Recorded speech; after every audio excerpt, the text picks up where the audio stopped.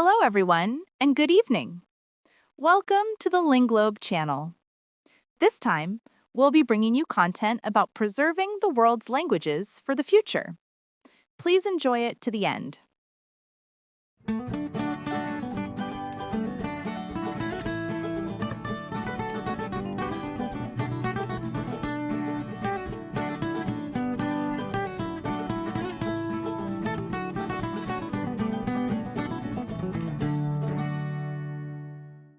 Linglobe voiceoisa. If I told you that you were sitting inside an igloo right now, you would probably, look around your living room, look at your drywall, and think I had completely lost my mind. Oh, yeah, I definitely think you were crazy. Right. But if we actually understand the terminology, any house or standard building is considered an igloo. Exactly. It's only the highly engineered temporary winter snow shelter that is specifically called an Igluvigaq. And that massive linguistic misunderstanding is just, well, one small example of how mainstream culture often just flattens the reality of life in the Arctic. It really does. It simplifies it way too much. Yeah, exactly. But Linglevanchus, we are looking at something far more sophisticated than just, endless sheets of white ice and total isolation. We're actually unpacking a vibrant, continuous thread of human ingenuity. So to set the stage, let's pull up our first slide titled Inuit People, Culture, Language, and Arctic Life. That title really captures our entire mission for this session, honestly. We are examining a continuum of survival, expression, and just absolute cultural mastery. Right, because they didn't just survive. No, not at all. We are looking at communities that didn't merely scrape by in one of the planet's most unforgiving environments. They developed complex social structures, highly specialized technologies, and a really nuanced understanding of their ecosystem that allowed them to thrive. And what stands out immediately in these materials is that this ingenuity isn't isolated to just one small, localized pocket of the Arctic, right? It's everywhere. It's a staggering geographical network. Right. So to understand how widely they're distributed, we really need to look at the global map, which is outlined in our next slide, titled, Not One Nation, but a Continuum. The word continuum is really the crucial concept here. It's very common for people outside the Arctic to view the Inuit as a single monolithic nation. Like just one big uniform group? Exactly, but the materials make it clear that while they are united by shared ancestry and the extreme demands of the Arctic environment, they are incredibly diverse. I mean, you are looking at distinct local traditions, entirely unique histories, and individual identities that vary drastically from region to region. We see four main regions highlighted on the map here: Alaska, Northern Canada, Greenland, and Chukotka. But let me challenge that umbrella concept for a second. Sure, go ahead. If these individual identities and daily realities are so drastically different from, say, Alaska to Greenland, doesn't applying a broad single label to indigenous peoples of the Arctic actually contradict the idea of a continuum? Like, isn't it just misleading? Well, it definitely can be misleading if used as a blanket term that just erases nuance, and that is exactly the tension the materials highlight. Using a single umbrella term often flattens out the regional distinctness that is paramount to their identities. Because their daily lives are so different. Right. A community in Chukotka faces entirely different geopolitical and environmental realities than a community in Greenland. Recognizing the continuum means acknowledging the shared roots while explicitly respecting those regional boundaries and differences. Which makes breaking down those specific regions incredibly important. Let's look closely at who lives where with the next slide titled, Spanning the Circumpolar North. So this slide breaks down that massive global footprint. Starting in the west, over in Alaska, you have the Inuktitut, alongside the Yupik and Siberian Yupik peoples. Okay, got it. And then moving further west into Chukotka, which is situated on the Russian far east coast, there are indigenous Yupik communities. Then, if we jump all the way east to Greenland, which is known locally as Qulliq, or the land of the Qulliq, the population also includes the Tunumit and Inuktitut groups. And then, obviously, taking up a massive portion of the map is Canada, referred to as Inuit-Nunavut. Yes, and Inuit-Nunavut encompasses the Inuvialuit, Nunavut, Nunavik, and Nunatsiavut regions. But what you should really note about the Canadian definition is how it redefines territory. Oh, how so? So Inuit-Nunavut uniquely includes water and sea ice as fundamental parts of their territory, not just the physical landmass. Wow, that is a fascinating shift in perspective because, I mean, For most of the world, water or ice is viewed as an obstacle, right? Or like a boundary between land. Exactly. But for them, the sea ice is the land. It's the highway, the hunting ground, the foundation of their infrastructure for a massive portion of the year. So claiming the ice and water makes total sense functionally. But covering that kind of vast, punishing terrain is no small feat. How did they originally establish this massive geographical footprint? For that, we have to trace the historical timeline, which brings us to our next slide titled The Thule Ancestry. Right, because this wasn't just, a sudden, spontaneous migration where everyone packed up on a Tuesday. No, not at all. The materials outline a specific chronology. In the pre-expansion era, you had the Paleo-Inuit, so the pre-Dorset and Dorset cultures, and the Tunit, who we know of primarily through deep oral histories. Okay. But the major catalyst for the map we see today happens around the 11th century, with the development of the Thule tradition near the Bering Strait. And that's when the massive eastward expansion kicks off. But you don't just walk across the Arctic Circle. The materials mention marine mammal hunting, dog teams, and highly insulated clothing. I look at this not just as a migration, but as a severe technological advantage. Oh, it was an absolute revolution in survival mechanics. The Thule didn't just endure the environment, they engineered solutions for it. Sophisticated marine mammal hunting meant they could tap into the incredibly rich, high-fat food sources of the ocean, like whales. Which you definitely need in that cold. Exactly. It's essential for generating body heat and energy. And the dog teams completely changed the logistics of human movement. They do. Dog teams provide real hauling capacity. You can move heavier loads, larger shelters, and more supplies over vast stretches of ice far faster than human power alone. Makes sense. Couple that with expertly engineered insulated clothing that utilized specialized animal hides and stitching techniques to trap heat and block wind, and you have a population equipped to push into territories that would otherwise be a death sentence. Wow. Centuries later, it was this specific triad of technology, hunting, transport, and insulation that allowed these communities to successfully establish themselves all the way east in Greenland. Well, if their physical tools for interacting with the environment were that specialized, it makes sense that their cognitive tools, like how they describe their world, would be just as highly engineered. Let's explore that linguistic structure with the next slide, titled Polysynthesis, Building Meaning. The linguistic mechanics here are just brilliant. The Inuit languages utilize a feature called polysynthesis. Polysynthesis, okay. Yeah. To understand it, think about how English works. We use a string of separate, standalone words to build a sentence, like, he is hunting for seals. Polysynthesis works more like interlocking building blocks.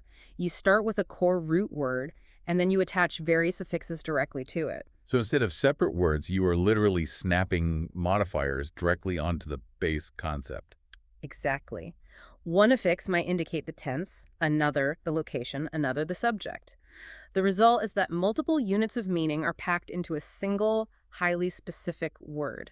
Structurally, one single word in this language can convey the exact same amount of dense information as an entire English sentence. This feels like the perfect time to address the elephant in the room. Oh, I know where you're going with this. Because when people hear about highly specific, dense words regarding the Arctic environment, they immediately think of the famous pop culture trivia that they have 100 words for snow. Does polysynthesis explain that myth? Yes, and the materials address this directly to dispel that exact myth. It is entirely false that they sit around memorizing 100 arbitrary, distinct root nouns for snow. Right. What is actually happening is that the polysynthetic structure naturally allows them to build highly specific descriptors of their environment on the fly.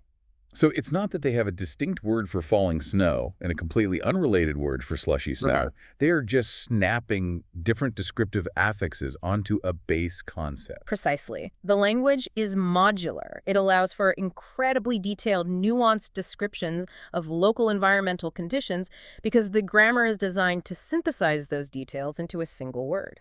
It is a structural feature of the language, not a massive dictionary of snow terms. That makes the language incredibly dynamic, but I imagine it presents a real challenge when it comes to standardizing it in a written format.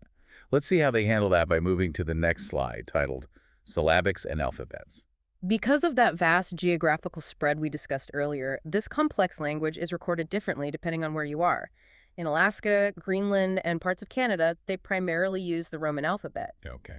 But if you look at parts of Nunavut and Nunavik, Inuktitut syllabics are widely used. Syllabics being characters that represent a consonant-vowel combination rather than just a single letter. But what I find really compelling in the source material is the modern application of these writing systems. It notes significant revitalization efforts currently underway. Yeah, the transmission of the language to the youth is a critical priority right now, and they aren't just relying on traditional classroom settings. What else are they doing? Well, the materials highlight the use of modern broadcasting, immersive language programs, and the integration of digital technology to support these languages. It is about ensuring the language remains a living, evolving tool rather than a historical artifact. From the architecture of their language, let's pivot back to the physical architecture that allowed them to survive. We touched on this in the intro, but let's dive into the mechanics with our next slide titled Engineering for the Cold. This slide highlights 3 prime examples of traditional engineering that really demonstrate a profound understanding of physics and the local environment. First is the Qaujimajatuqangit. The Qaujimajatuqangit. Yes, this is a narrow, covered boat. But crucially, it is engineered specifically for an individual hunter. Its design allows it to navigate icy, treacherous waters with incredible stealth and stability, tailored perfectly to the human body operating it. Then you have the Qulliq, the traditional dog sleds. Right, and the Qulliq is a masterclass in environmental adaptation. If you build a rigid sled and take it over violently uneven sea ice, it will snap. Yeah, it would just break apart. Exactly. The Qulliq is traditionally designed to be flexible, allowing it to traverse incredibly challenging overland routes and shifting sea ice without breaking apart. And that brings us back to the distinction between the Igloo and the Igluvigaq, which really illustrates how poorly the outside world translates their engineering. It really does. As you mentioned at the start, igloo simply translates to a house or a building. It is a generic term for a dwelling. The Igluvigaq is the specific temporary winter snow shelter built with precise thermal engineering to trap heat and block the wind. When mainstream culture gets that wrong, it inadvertently reduces a complex, multi-layered society into a cartoonish stereotype. Learning the actual terminology forces you to recognize the sophisticated engineering for what it really is. And speaking of the engineering required for daily life, let's look at the center of the household with the next slide, titled The Qulliq, Warmth and Light. The Qulliq is a traditional stone lamp, and its mechanics are brilliantly simple but essential. Functionally, it utilizes animal oil as fuel, often from seals or whales, paired with a plant wick. Oh, wow. And this was traditionally maintained by women, and it was the primary engine of the home during the dark winter months. It provided essential light, ambient warmth, and a reliable method for food preparation. But the materials emphasize that we shouldn't just look at it as an ancient space heater. Its symbolic weight is massive. Definitely, because it literally kept the family alive. The Qulliq represents life, family resilience, and the beating heart of the community. What's striking is its modern context, though. It hasn't been left in the past. The Qulliq is actually featured prominently on Nunavut's official coat of arms. Today, lighting the Qulliq is a highly respected central act that grounds modern public gatherings and governmental events. It's a beautiful evolution. Yeah. Just a tool of pure physical survival, seamlessly transitioning into a vital, modern symbol of cultural continuity and pride. We see a similar cultural footprint on the actual landscape, which is the focus of our next slide, titled Reading the Landscape, Inuksuk versus Innunnguaq. Here we encounter another major global misconception very similar to the igloo issue regarding the stone structures found across the Arctic. The materials draw a sharp line between an Inuksuk and an Inunnguaq. Okay, let's break those down. Sure. An Inuksuk is a stone structure created for a specific functional purpose. It is essentially an environmental tool. It might serve as a navigational guide across featureless ice, a landmark for a cache of food, a hunting aid to funnel caribou, or a warning sign for dangerous terrain. And the crucial detail from the source is that Inuksuk is rarely shaped like a human being. Exactly. That is where the Inunnguaq comes in. An Inunnguaq is a stone figure specifically built in the shape of a human. The materials offer a strong warning here about global misidentification. The human-shaped Inunnguaq is constantly, incorrectly identified by the rest of the world as a generic Inuksuk. You see this everywhere. You walk into literally any airport tourist shop in Canada, and they are selling thousands of little human-shaped stones and slapping the label Inuksuk on them. Yep, it happens constantly. It's a perfect example of how complex indigenous functional tools get culturally flattened into mass-produced souvenirs when we ignore the actual meaning behind the structures. It just strips away the deep navigational science and replaces it with a generic mascot. Which is, unfortunately, part of a much broader historical pattern of external forces attempting to overwrite or disregard their systems of knowledge entirely. That brings us to our final slide, which looks at both that history and the current reality. Let's pull up the slide titled, Navigating Colonialism and Climate. The source material does not shy away from the historical disruptions. It soberly outlines the deep scars left by 19th and 20th century colonial policies. Factually speaking, this period included forced relocations of communities to assert sovereignty, the implementation of residential schools, and the deliberate disruption of indigenous knowledge systems and social structures. It is a really heavy history, and we are simply reporting the facts as laid out in the materials. But what the slide focuses on next is how that history of disruption contrasts with their current posture against modern threats. Right, the most pressing modern threat being climate change, which is rapidly altering the sea ice and the wildlife patterns that have sustained them for centuries. Yeah. But the response from these communities is defined by immense resilience. They are currently pairing Inuit traditional knowledge known as Qaujimajatuqangit seamlessly with modern scientific technology. They are leading global environmental research, not just participating in it. It really feels like a full circle moment. When we looked at the Thule expansion in the 11th century, their success was driven by supreme adaptability and the mastery of specialized technology. Today, we are seeing that exact same adaptability. Absolutely. They're taking tablets, GPS, and complex climate modeling and merging it with their ancestral knowledge, Qaujimajatuqangit, to protect the modern Arctic. And that raises a vital point for you to consider as we wrap up. For far too long, the outside world has viewed traditional indigenous knowledge, Qaujimajatuqangit, as a charming relic of the past, or mere folklore. Right. But consider how much global science stands to gain when we stop looking at it that way and start recognizing it for what it truly is. A highly sophisticated, rigorously tested, centuries-old data set that holds crucial keys to understanding our changing planet today.